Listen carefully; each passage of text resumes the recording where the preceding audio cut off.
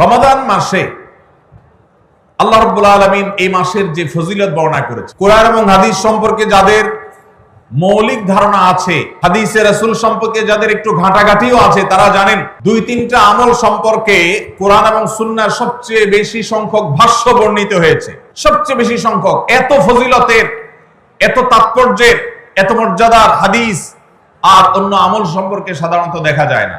সেই কয়েকটি আমল যেগুলোর ফজিলত বিপুল পরিমাণ, যেগুলোর ফজিলত সম্পর্কিত হাদিসের সংখ্যা অনেক, সেই রকম আমলগুলোর মধ্যে থেকে অন্যতম আমল হলো এই রমাদান কেন্দ্রিক আমল, সিয়াম, রোজা, এগুলোর ফজিলত। তো আমাদের রমাদান কেন্দ্রিক প্রস্তুতি হিসাবে দ্বিতীয়ত যে কাজটি আমরা করতে পারি সেটি হলো এখন থেকেই রমাদান মাসের কি কি ফজিলত আছে, সিয়াম সাধনার কি কি ফজিলত আছে, রমাদানের কি কি আমল আছে, বিশেষ করে ফজিলত এবং মর্যাদার কথাগুলো আলোচনা শুরু করা এখন থেকে। বাসা বাড়িতে গোল হয়ে কোন নির্দিষ্ট বইকে কেন্দ্র করে পাঠ চক্র হতে পারে, গ্রুপ স্টাডি হতে পারে, পর্যালোচনা হতে পারে যে রমাদান মাসের কি কি মাহাত্ম্য আছে, এক একজন এক একটা বললেন। এই আলোচনা পর্যালোচনার মধ্য দিয়ে মনোজগতে রমাদানের জন্য এক ধরনের প্রস্তুতি, এক ধরনের আবহ তৈরি হবে ইনশাআল্লাহ।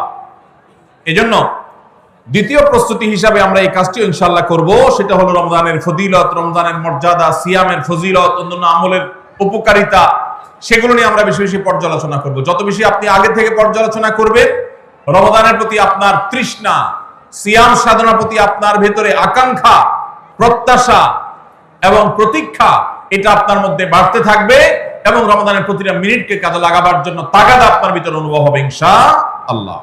নাম্বার 3, তৃতীয় প্রস্তুতি হলো আমাদেরকে প্রতিজ্ঞা করতে হবে এই রমাদানে আমরা নেকামল করবই করব এবং কোন আমল, কোন ভালো কাজ, কোন সুন্নাহ এটা করার ব্যাপারে কোন প্রকার অলসতা করব না। কারণ ভাইরা আমার, রমজান মাস পেয়েও যদি আল্লাহর কাছে কেউ ক্ষমা না পায়, একটা প্রসিদ্ধ হাদিস আপনারা সবাই কম বেশি শুনেছেন যে নবী সাল্লাল্লাহু আলাইহি ওয়াসাল্লামের কাছে জিবরিল এসে বলেছেন, বাউদা মান আদরাকা রমাদান ফালাম ইউগফার লাহ, যে ব্যক্তি রমজান পেয়েছে অথচ রমজানের এই বিশাল সুবর্ণ সুযোগকে কাজে লাগিয়ে সে তার জীবনের সব গুনাহগুলো মাফ করাইতে পারে নাই, সে আল্লাহর কাছ থেকে মাগফিরাত আদায় করে নিতে পারে নাই, সে জাহান্নাম থেকে মুক্ত এই ঘোষণা সে আদায় করতে পারে নাই, অথচ সে রমজান মাস পেয়েছে, এর চেয়ে তো হতভাগা আর কে হতে পারে?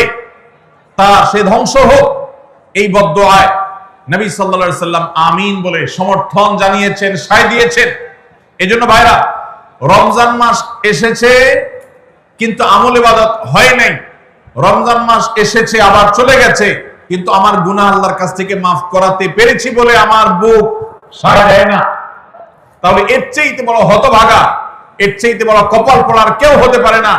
রমজানের আমল ইবাদত, রমজানের নেক আমল, রমজানের দোয়া, রমজান মাসের চোখের পানি ফেলা, এটা ভাইরা শুধুমাত্র নিজের প্রেরণার জায়গা থেকে শুধুমাত্র সওয়াব আহরণের জন্যই নয়। এটা যদি না করি তাহলে জিবরিলের বদদুয়া, নবীজি সাল্লাল্লাহু আলাইহি সাল্লামের বদদুয়া, আল্লাহর পক্ষ থেকে ধ্বংস হওয়ার পরোয়ানা, এগুলো অনিবার্য হয়ে যাবে।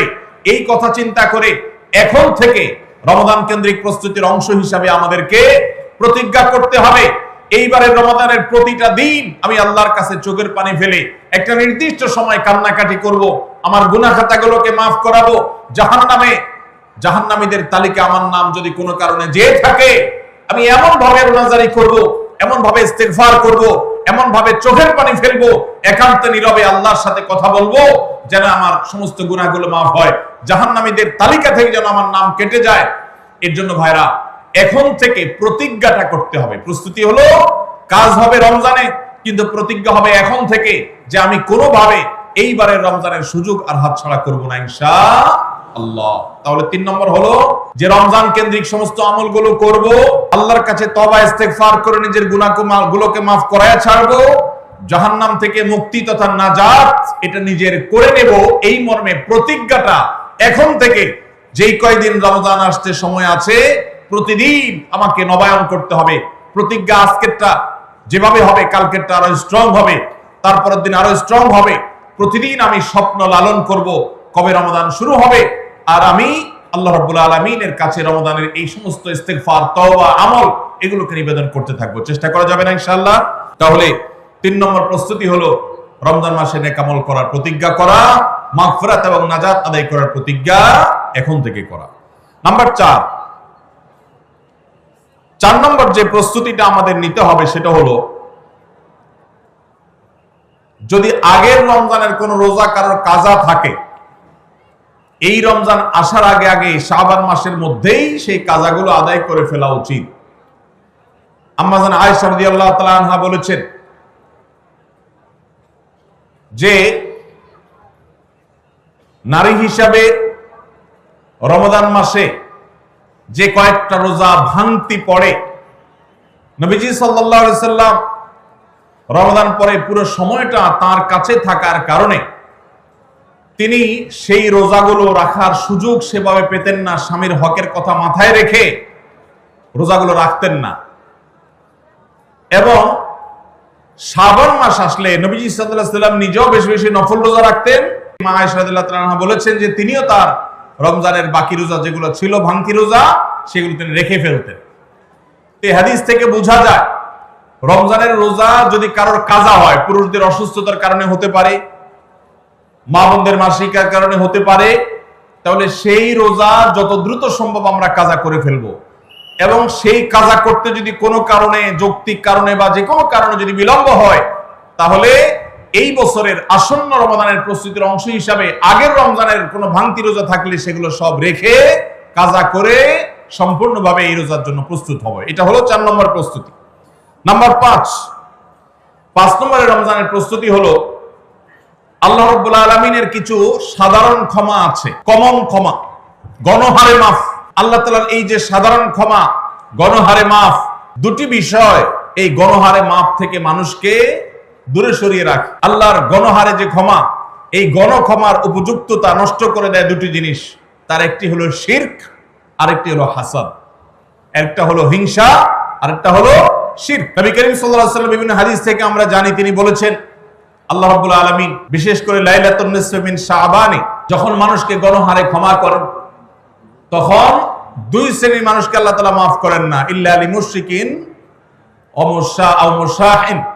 তবে যদি মুশরিক আর মুশাহিন থাকে, শত্রুতা করে, হিংসা করে অন্যের প্রতি, এইরকম মানুষ যদি থাকে, তাদেরকে আল্লাহ তাআলা সাধারণ ক্ষমা আওতায় আনেন না।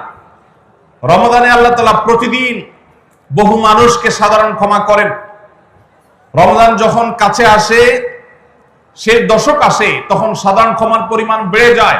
নবী সাল্লাল্লাহু আলাইহি সাল্লাম বলেছেন, ওয়ালিল্লাহি উতাকাউ মিনান নার ওয়া যালিকা ফি কুল্লি লাইলা। রমজানের প্রত্যেক রাতে বহু মানুষকে আল্লাহ তাআলা জাহান্নাম থেকে মুক্ত ঘোষণা দিয়ে দেন। অমুক জাহান্নাম থেকে মুক্ত, অমুকের ছেলে অমুক জাহান্নাম থেকে মুক্ত, অমুকের ছেলে অমুক, তার নাম জাহান্নামের তালিকা থেকে কাটা, জান্নাতের তালিকা চলে আসবে। অসংখ্য মানুষকে এভাবে এই সুযোগ আল্লাহ তাআলা দান করেন। যারা শিরকে লিপ্ত, সেটা যেই কোনো ধরনের শিরক হোক, কবরকে যারা সিজদা করে, মাজারকে যারা পুজো করে, জীবিত মৃত মানুষকে যারা সিজদা করে, কবরে যারা প্রার্থনা করে, সেখানে যারা সন্তান চায়, ব্যবসার উন্নতি চায়, যত প্রকার শিরক আছে কবর কেন্দ্রিক এগুলাতে লিপ্ত হয়, অথবা এর বাইরে আরো যত রকমের শিরক গোটা দুনিয়াতে আছে, কোন প্রকার শিরকে যখন মানুষ লিপ্ত হয়, তখন এই ব্যক্তি আল্লাহ তাআলার সাধারণ ক্ষমার উপযুক্ত আর থাকে না।